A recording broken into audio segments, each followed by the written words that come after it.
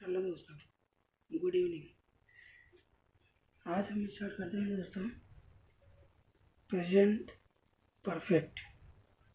क्योंकि हम present continuous तक पढ़ चुके थे दोस्तों, इसलिए आज हम स्टार्ट करते हैं प्रेजेंट परफेक्ट। ठीक है दोस्तों, आप लोग कमेंट नहीं करते हैं दोस्तों। आपको जो समझ में नहीं आता आप कमेंट नहीं करते। देखिए, आज हमारा रहेगा प्रेजेंट परफेक्ट टेंस।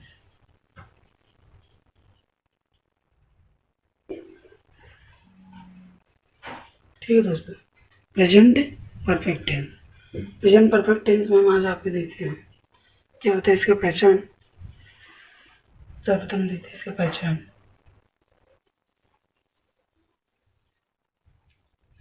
वाक्य के अंत में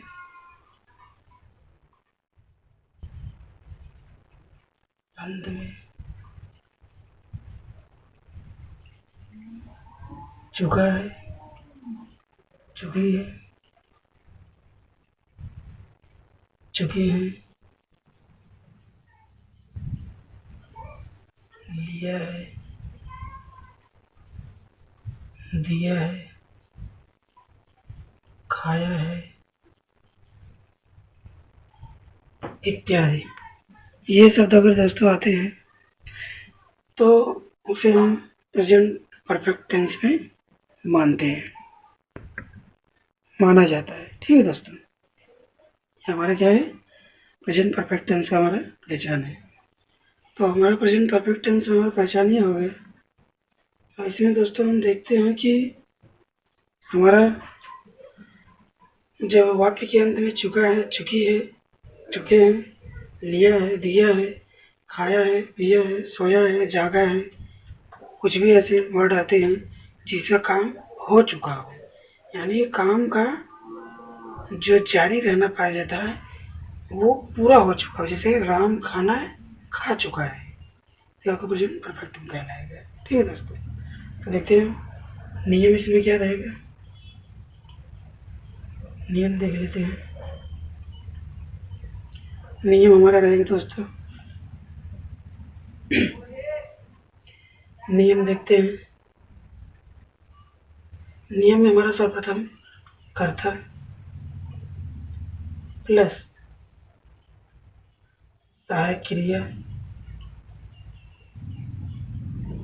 सहायक क्रिया। सहायक क्रिया में इसमें क्या लगा था, सहायक क्रिया में इस टेंस में सहायक क्रिया एक वचन के साथ हैज, बहुवचन के साथ है।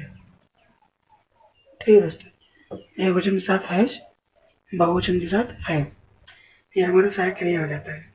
और जो इसमें हम क्रिया लगाएंगे, क्रिया की थर्ड फॉर्म रहती है,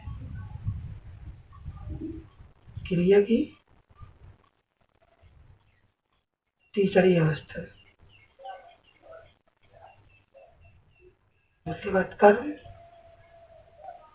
उसके बाद अदर वर्ड। ठीक है दोस्तों, समझ में आया था ना।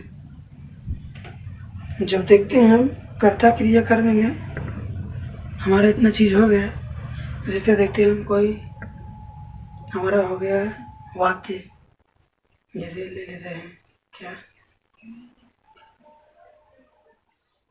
श्याम, श्याम खाना खा चुका है। ठीक है, ये क्या हो गया हमारा, ये हमारा एक वाक्य हो गया। अब इसमें चुका है, चुकी है, आ गया है, इसलिए प्रेजेंट परफेक्ट होगा। और देखते हैं हम सर्वप्रथम कर्ता लिखेंगे, कर्ता श्याम।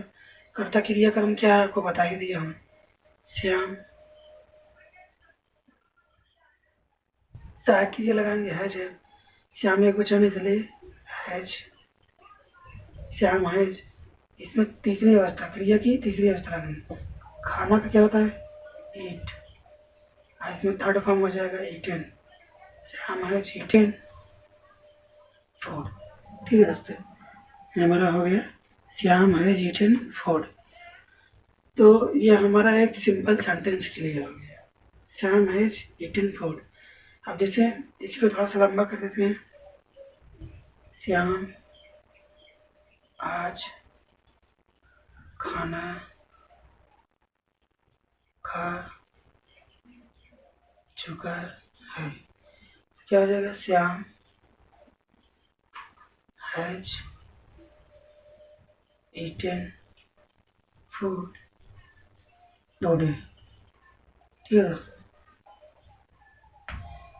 ये हमारा थोड़ा सा बड़ा हो गया। और थोड़ा सा बड़ा करेंगे तो श्याम मोहन के साथ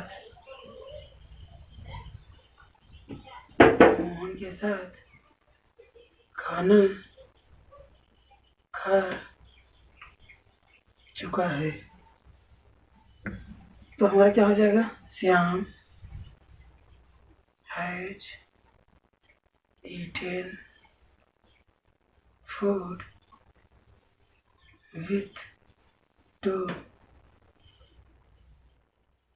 मोहन। ठीक है दोस्तों, ये हमारा क्या हो गया? एक छोटे वाक्य से लेकर के बड़े वाक्य तक हो गया हमारा। अब इसके आगे देखते हैं हम, पहले देखते हैं निगेटिव, नकारात्मक वाक्य। आगे देखते हैं दोस्तों, अब हमारा आ गया नकारात्मक वाक्य। नकारात्मक में हम देखते हैं क्या? नकारात्मक का नियम देख लेते हैं, यानी नेगेटिव नकारात्मक का नियम। ठीक, बोर्ड हमारा छोटा है दोस्तों, आप समझने की कोशिश करिएगा। हमने एन लिख दिया, एन मतलब नेगेटिव। अगर आपको समझ में नहीं आ रहा तो मुँह से हम बोल रहे हैं कि एन मतलब नेगेटिव, हमने पूरा लिखा नहीं है। अगर आपको नेगेटिव की स्पेलिंग लिखना हो तो लिख लीजिए NEGATIVE,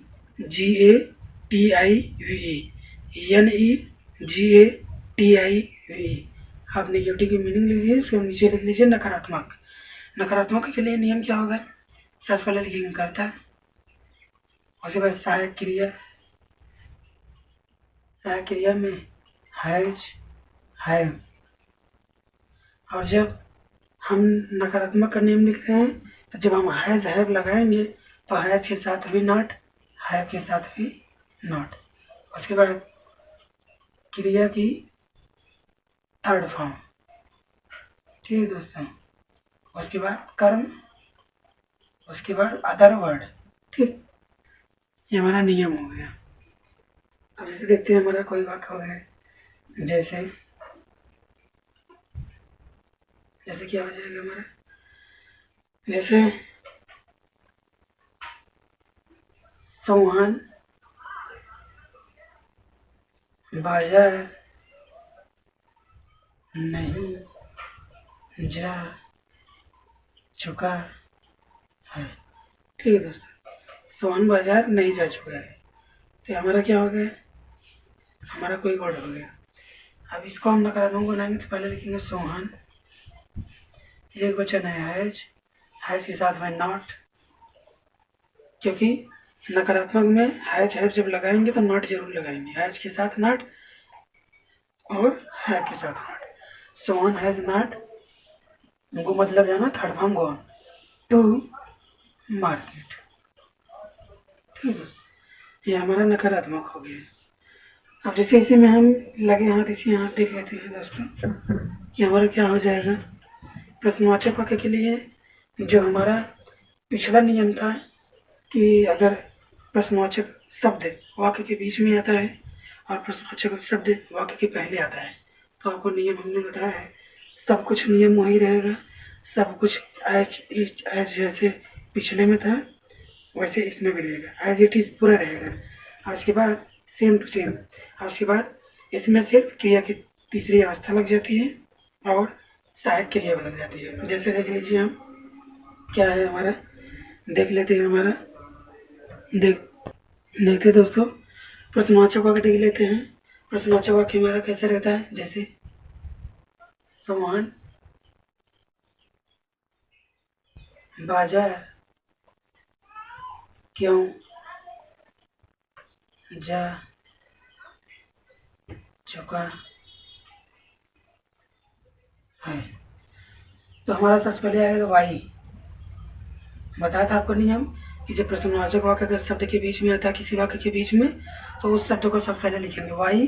अब उसके बाद सहायक क्रिया है, सोहन एक वचन है तो हैज, वाई है सोहन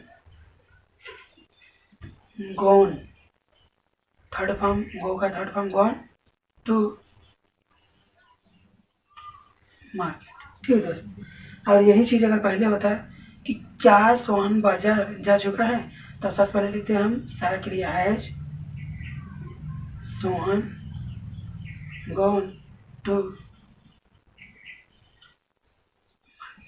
ठीक है दोस्तों, has Sohan gone to market. ये हमारा प्रश्नवाचक वाक्य और नकारात्मक और सकारात्मक तीनों वाक्य हो गया। अब इसी में एक हम और लिख देते हैं आपके लिए, जिसमें प्रश्नवाचक और नकारात्मक दोनों रहे। आप देख लीजिए, क्योंकि कुछ लोग नहीं लगा पाते हैं, इसलिए लिखना जरूरी है। देखिए, सोहन बाजार